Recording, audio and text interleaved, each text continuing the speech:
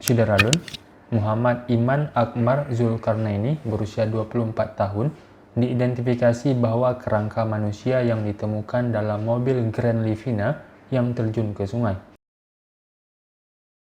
Keluarga korban bernama Azuni Abdul Qadir berusia 47 tahun mengatakan bahwa saudaranya itu semestinya akan melangsungkan pernikahan pada bulan Juli 2022 ini.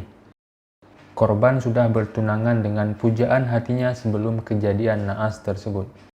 Awalnya direncanakan majelis pernikahan akan dilaksanakan pada Januari 2022.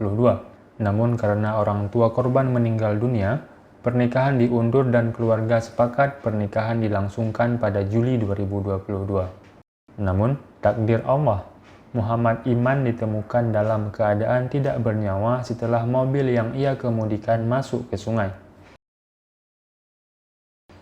Diberitakan sebelumnya mobil Grand Livina ditemukan di sungai dengan keadaan berlumpur dan terdapat kerangka manusia di Sungai Api-Api, Nenasi Pekan Malaysia Minggu 24 Juli 2022.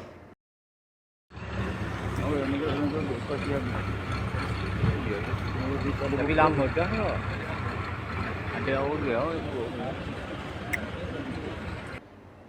Korban ditemukan setelah 9 bulan dilaporkan hilang sejak 29 Oktober 2021 lalu. Dijelaskan pihak kepolisian bahwa Muhammad Iman berangkat dari Pasir Gudang pada pukul 1:30 pagi pada 29 Oktober 2021 menuju Terengganu menggunakan mobil. Namun setelah itu ia tidak bisa dihubungi lagi.